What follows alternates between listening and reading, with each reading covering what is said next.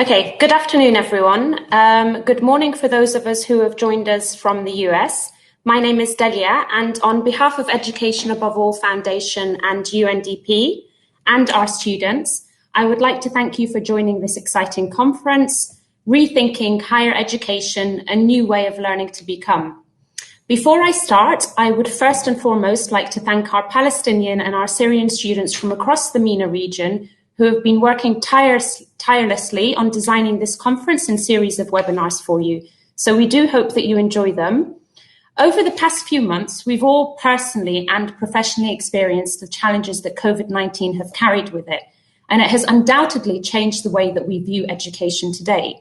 For those of us who already work in extremely difficult contexts, whether they be conflict or post-conflict, such as the MENA region, a region that has already and continues to suffer from numerous wars, ongoing conflicts, poverty and famine, this pandemic has only served to intensify both the daily obstacles and the long-term ones that youth in the Middle East face. What we want to bring across to you today is that it's time that we stop to view our beneficiaries, as they have stated in their own words, as merely human interest stories or only recipients of aid. If we continue to view them as such, then we only serve to fail them, alongside the political situations that have already failed them. And we impose on them a forced identity, one born only by war and conflict. What we want to bring across to you through these series of webinars is that they are not a lost generation, they are the generation, a generation of resilience, determination, and ambition. And on behalf of all our students, I invite you, as those who work in INGOs, educational experts, policymakers, to truly listen to what they have to say over the next couple of days. We have learned a lot from them, and hopefully, if we listen, we will hear and we will see that there is much more that we can learn from them, and that despite their ongoing hardships and ongoing challenges, they have managed to initiate and make real changes within their communities, changes that not only benefit themselves, but benefit their families and their peers and their societies as a whole. So without further ado, to kickstart this conference, I'm extremely excited and honored to introduce our esteemed keynote speaker, UNESCO's Assistant Director General for Education, Ms. Stefania Giannini. I will now hand over to Ms. Stefania. You're live streaming with me, so she should come on in a moment. 1 second. Ms. Stefania, are you with me? Sorry, if you could just all bear with me while we make sure that she's connected and online. 1 second.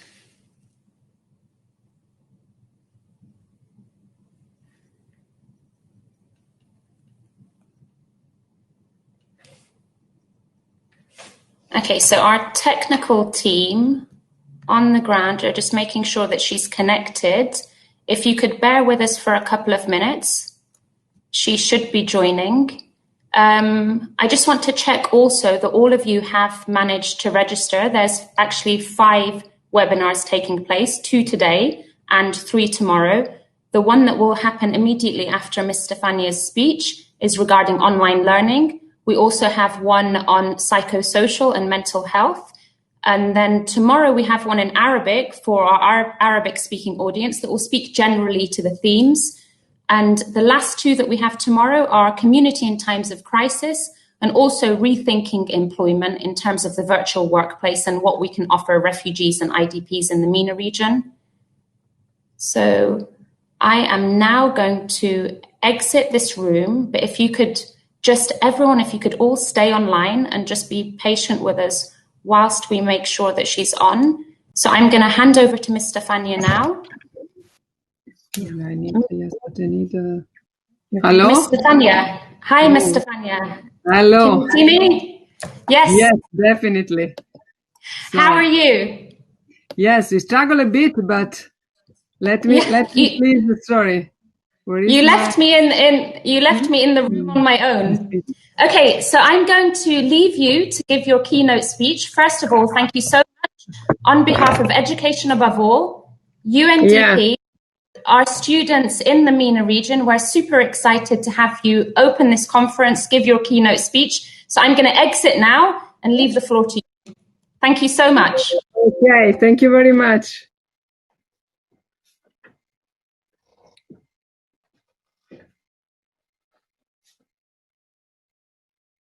So, I think we can start.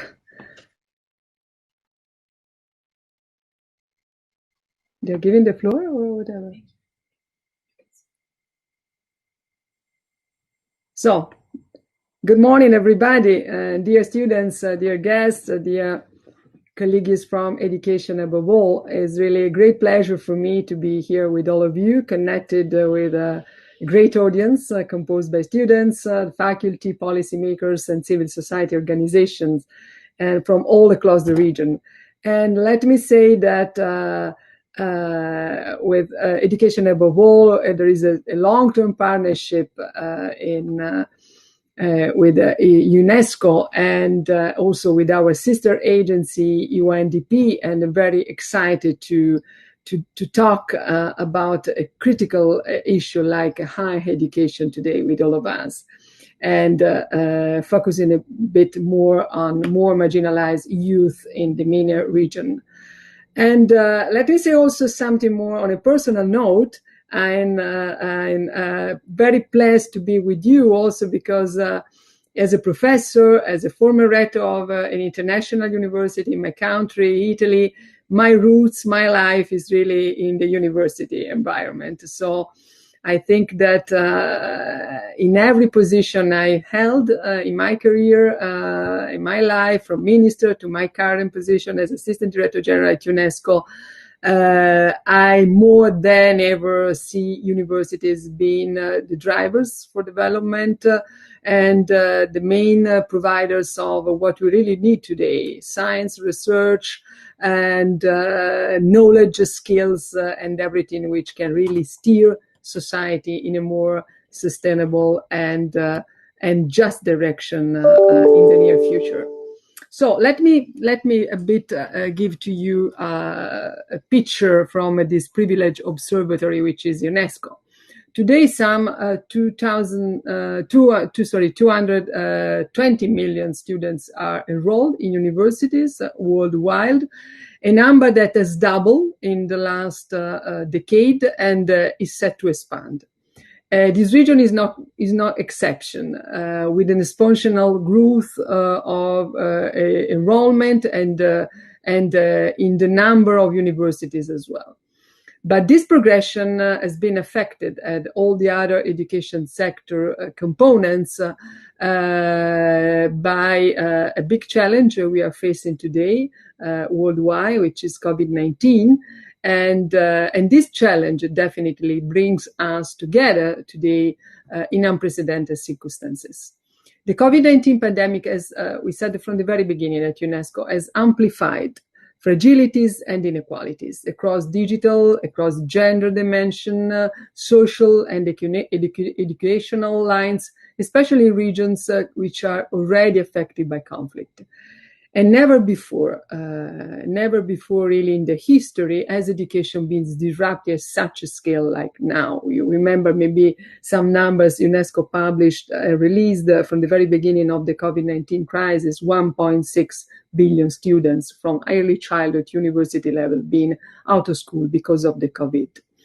So UNESCO's Institute of Higher Education in Latin America and the Caribbean region estimates now that 1/4 of university students in that region will be left out due to lack of access to technologies and platforms, and only 75% of institutions have the capacity to offer online education. So this is the challenge we have today, and this is the way we have to address differently, thinking and moving and acting differently from the past.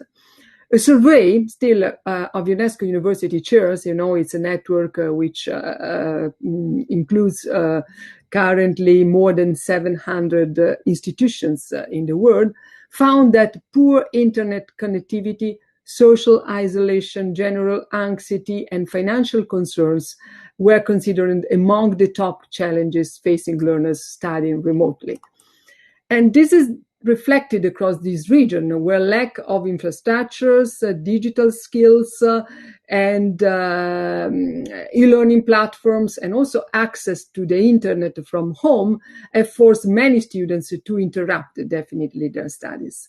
While this crisis has created a planetary disruption in higher education, it provides also some important lessons which are already been learned, and I think that can become a very important point to start to build the post-COVID-19 environment with new model, a so-called new normal, which is in universities something that we have to take into account and we have to share from the very beginning. This will be, in my opinion, essential to deliver on the global development agenda. And the role of universities is an essential one. UNDP has warned that global human development could decline for the first time since the concept was coined in 1990. So it should be a strong disruption in the roadmap of progress and development for the humankind. One of the reasons is setbacks to education and learning losses, of course. UNESCO projects now, today, that 70 million children and youth are at risk of not returning to care centers, schools, or university in 2020. So it's a very concrete risk now. The highest reduction is actually expected at the tertiary level with 5 million students at risk. Students at this level are more likely to drop out or to delay their return due to cost and dependency on part-time jobs to pay for studies. And these estimates have been it's based on the IMF's and GB projection published in April 2020 and could further increase. The future of young generation is more than ever at stake and under threat, with predictions on massive unemployment and loss of income from COVID-19. So the UN's policy brief released last week on the world of work predicts that equivalent of 300 million job losses in the second quarter for these years alone. Failure to support university and students will result in more poverty, marginalization, and social polarization. So what do we need now? Investment in education, including higher education, must become a must in the near future. Is a condition for the human-centered, green, sustainable, and inclusive recovery, and it's something that the Secretary General has put in his own agenda.